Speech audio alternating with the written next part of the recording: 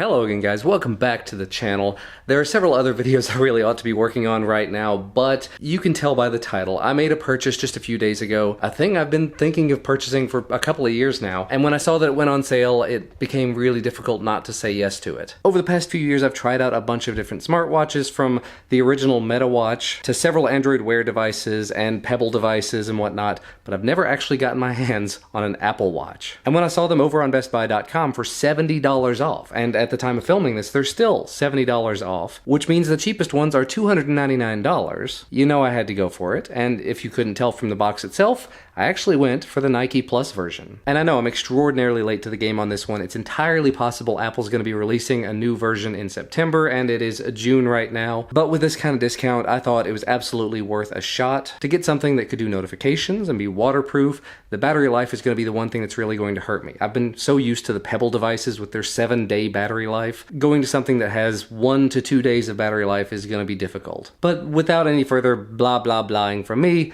let's go ahead, get this thing unboxed and set up with my iPhone. And here we have it, the Apple Watch Nike Plus edition. Now I should mention ahead of time, this is the 38mm Nike Plus version. At this moment, this is $299 over on Best Buy's website, which means it's the absolute cheapest Apple Watch you can get aside from going back to the Series 1 or a refurb or something. They do go extraordinarily expensive if you really want to go up to like $1,000 or more for one, but for a watch, a possibly short-lived device, even $300 was a bit of a stretch for me, but I decided to go for it. I'll put links to where you can find this whole sale over on Best Buy's site if you'd like to check them out. Let's see what this is all about.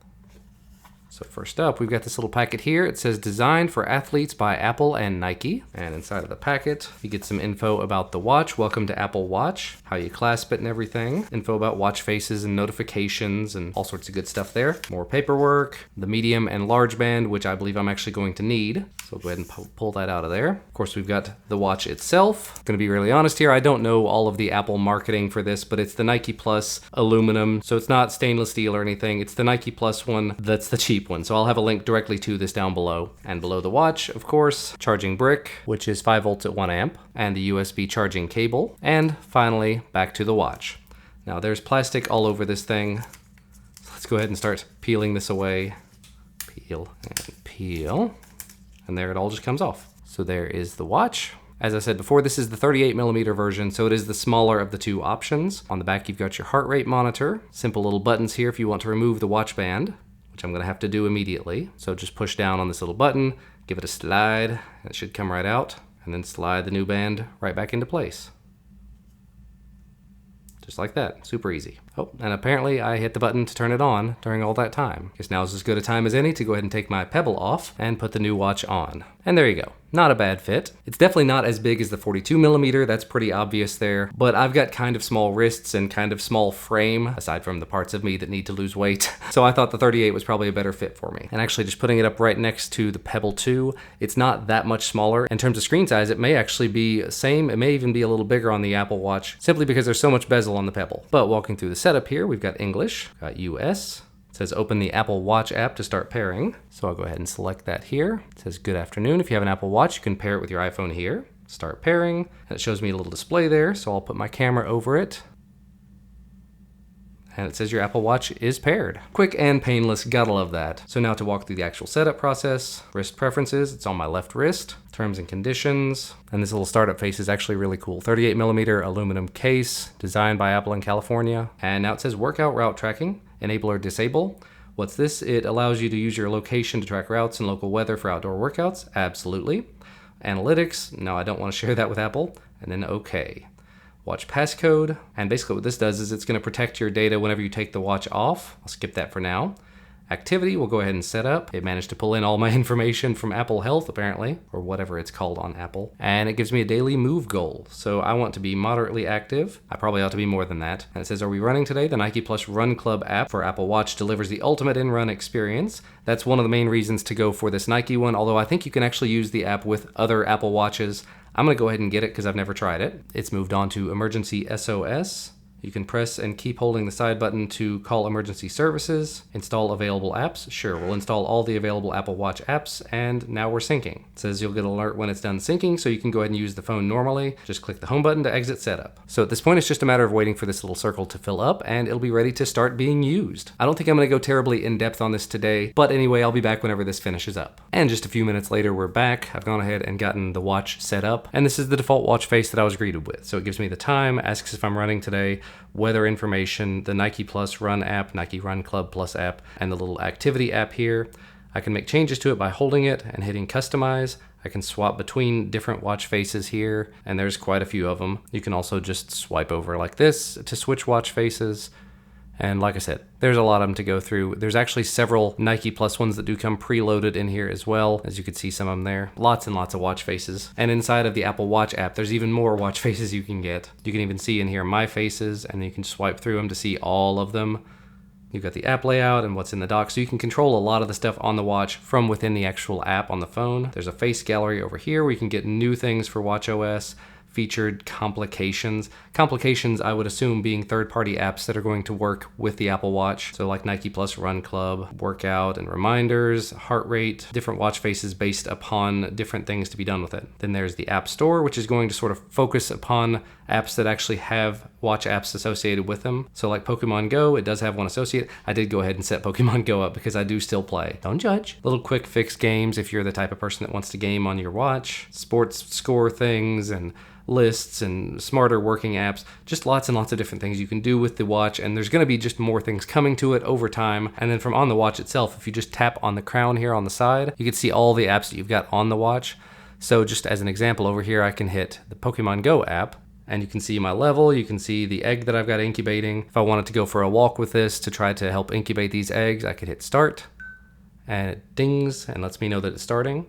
Swipe over to see the eggs that I've currently got going. It says a Pokemon's nearby, so one apparently just spawned. I can't actually do anything to it from here, but I could go to the phone and get it if I wanted. But this tells me the distance, the time, the calories burned, steps taken, and everything. Going over to something like the Nike Runners Club app, there we go. It says outdoor, start your first run.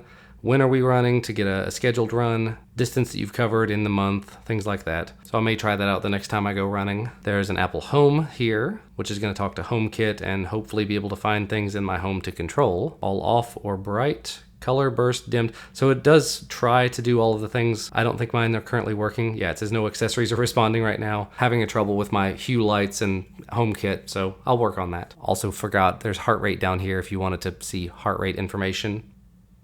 95 beats per minute. That's a little fast for me, but I'm talking kind of fast and it's really warm in here. And I figured to go ahead and give this a thorough test, I might as well take it outside and go for a quick run with it.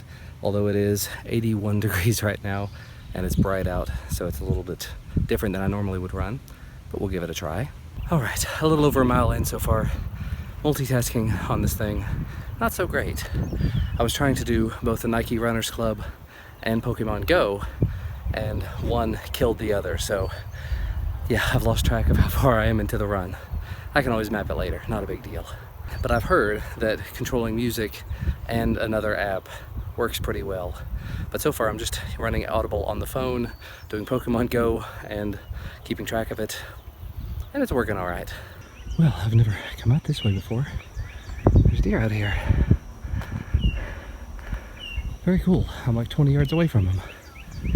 They're just hanging out. Very cool. Okay, not a clue of how far I ran, but the watch seemed to keep up with it pretty well. Humidity, heat, not a good combo for me, but I did it. I think it must have been at least 3 miles. Shower time. And it's the next day and time to wrap this video up. I'm not exactly sure what the battery percentage was when I started the video yesterday, but I ended the night last night after using the watch heavily all day yesterday for about 10 hours straight, using Pokemon Go and installing a bunch of apps and then using the running app while I was running, and I ended the night at about 49% battery left. Now, I did get up this morning at 7 a.m. It's currently 10 a.m. and I have 100% battery remaining, and I've been getting notifications pretty solidly. I've also taken this through the shower twice now, once after running last night and once this morning. Just put it in water water resistant mode and then turn the crown afterward to eject the water. Love that feature. And it keeps the screen from actually being activated or anything while you're in the water, which is great. I'm also looking into some other bands, some other straps for this, so there'll probably be some more videos coming out about accessories for this device. My wife's got one as well, so there may be some accessories for women coming also, so if you're in the market for something like that, be on the lookout. There will be more videos coming about the Apple Watch, but just my very early, very initial impressions of it. The price point is very, very high, especially given that, like I said, there's probably going to be another one coming in the next few months, but for me, I think this was a great investment and I'm really going to enjoy using it. It means that I'm going to have to keep an iPhone on me all the time, which is not really that big of a deal. But let me know what you think about it down in the comment section below. Let me know if you'd like to see more stuff about the Apple Watch, maybe a more in-depth video about it after I've used it for a little while, and some cool things you can do with it, like maybe controlling the lights here in my office, as you can see, or I can even turn them off if I really want to do that. Or I can set them back to the way that they were. I love having a one button for that. I can also just use Siri through the watch to do that, just by saying, "Hey Siri, turn the office lights off." And it took a little bit of time, but it did it. "Hey Siri, turn on the office lights." And it's done. There we go. So overall, there's some pretty neat things you can do with this. I'll leave links, of course, to where you can find this. Hopefully the sale is still going on Best Buy's site. I think it is, I just checked. But make sure to hit that like button down below if you did enjoy this video, and subscribe to the channel to get notified whenever I put out new videos, be it about the Apple Watch, about the iMac, about any other products that I've been looking at lately, or anything that's coming up. And I'll see you again next time.